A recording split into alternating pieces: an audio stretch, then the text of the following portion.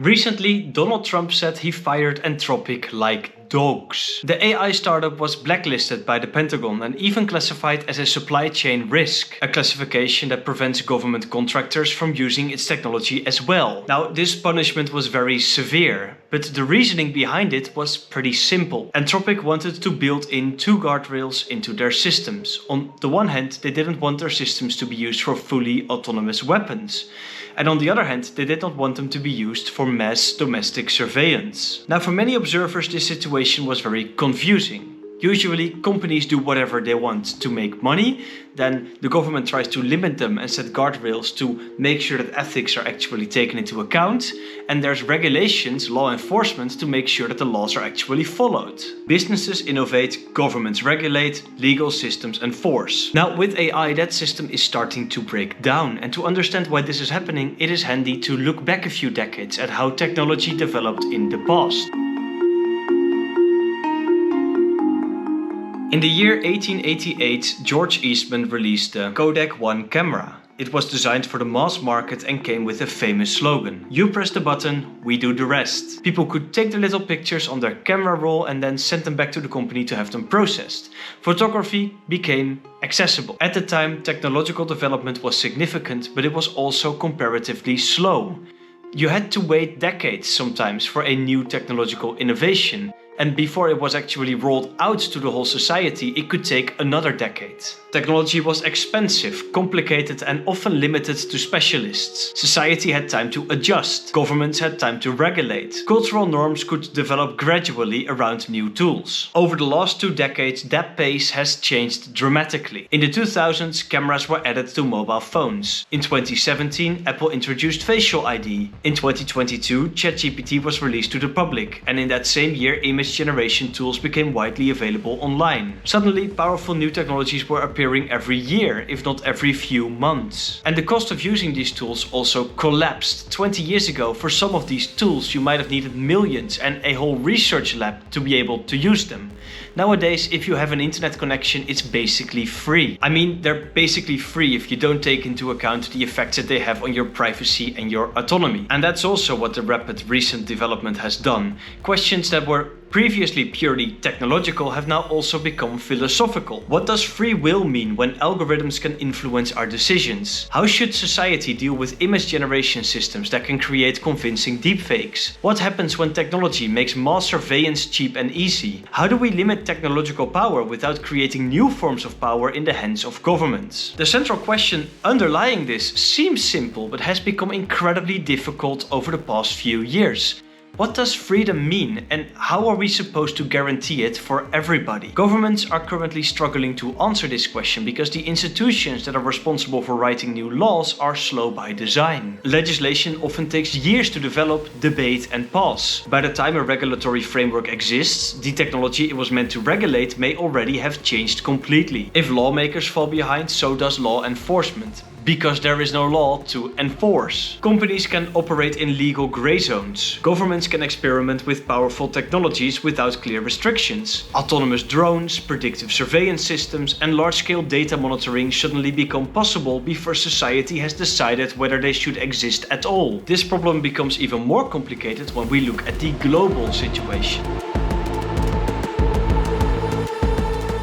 We are currently in the middle of a global technological arms race. Arms races share one important feature. They create powerful incentives that push everyone towards faster and faster development, even when the consequences are uncertain. A classical example of this dynamic is the prisoner's dilemma. In this thought experiment, 2 people are arrested for a crime and questioned separately. If both stay silent, they receive a light punishment. If one betrays the other while the other stays silent, the betrayer walks free and the silent one receives a heavy sentence. If both betray each other, they both receive significant punishment. The rational choice for each individual is to betray the other, even though cooperation would lead to a better outcome for both. The result of this is predictable. If both parties are scared of being betrayed, they will both try to betray the other first.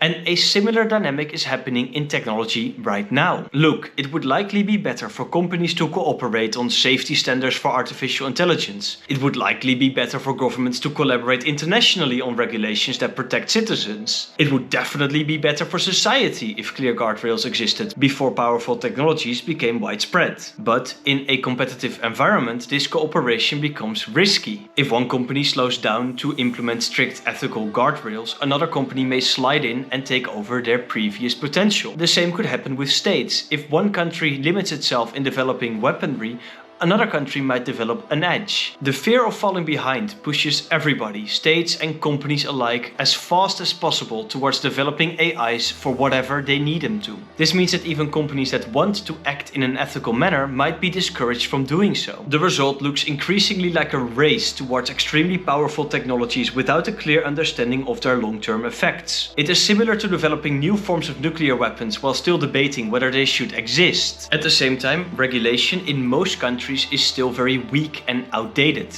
When a company commits a transgression, it is usually punished through a fine that is so small that they don't even feel it at the end of the day. This means that for large technology companies, fines have basically become some form of operational costs in the background. In this situation, there is one group that clearly bears the risk of the entire system: citizens. Most people do not want to live under constant domestic surveillance. Most people do not want autonomous machines making life and death decisions. Yet these technologies are becoming technically feasible at an incredible pace. If governments are using these technological advances as a way to gain an edge, an advantage on other states, the rights of individual citizens might just as well become a secondary concern. If legal frameworks fail to keep up with innovation, these rights may not even be written down at all. Then, of course, there are some people that hope that the companies themselves will set up their own guardrails. The Anthropic story supports that conclusion. However, on the other hand, the immediate response to that story also shows the opposite. Shortly after Anthropic lost its Pentagon contract, OpenAI stepped in to take over the work. The system continued exactly as before. So far for corporate ethics, and so far for this prisoner's dilemma. And even when consumers try to express their preferences, their influence is still limited.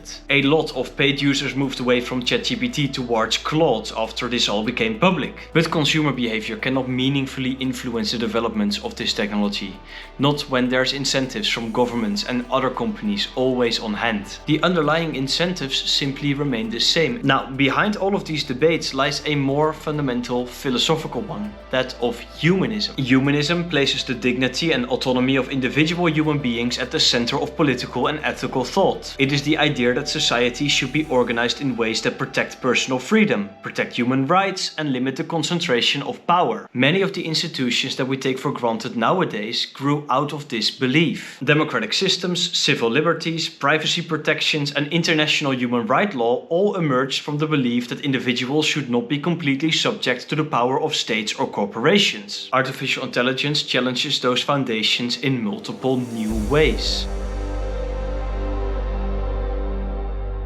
Systems capable of analyzing massive datasets can find similarities and consistencies that were previously impossible. This could lead to huge massive surveillance on a scale that we've never even been able to imagine before. And fully automated weapons could fully remove human judgment from the decision to kill or not to kill. Advanced algorithms can simply shape our behavior or predict it whenever they want, and they can take decisions that we really do not want them to take. Technological advances are influencing the balance between individual freedom and institutional power. Now, most technological progress really improves lives. Medicine, communication, transportation, and information access have all benefited enormously from innovation. The challenge with AI is that its power grows across many domains simultaneously, and it can alter the very systems that are supposed to regulate it. This is why the question of responsibility matters so much, because if you put the responsibility on the individual companies, they will not take it because they are in a market, and using ethics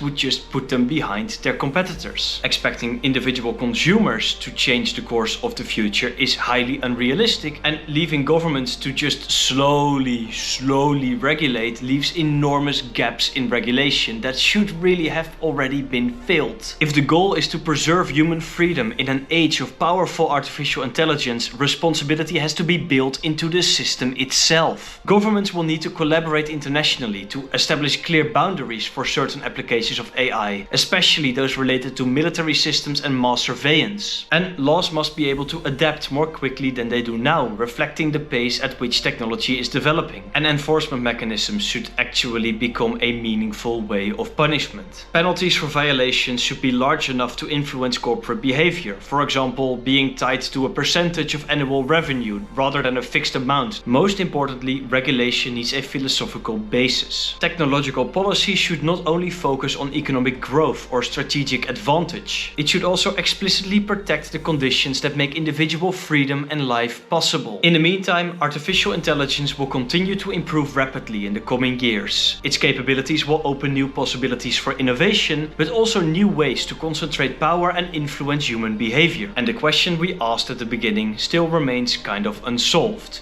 Who is responsible for AI acting right? A start of an answer, however, can be formulated by stating that there cannot be one single actor to be responsible for all of this. Individual consumers are responsible for their consumption. Corporates are to a certain extent very much responsible for their ethical choices.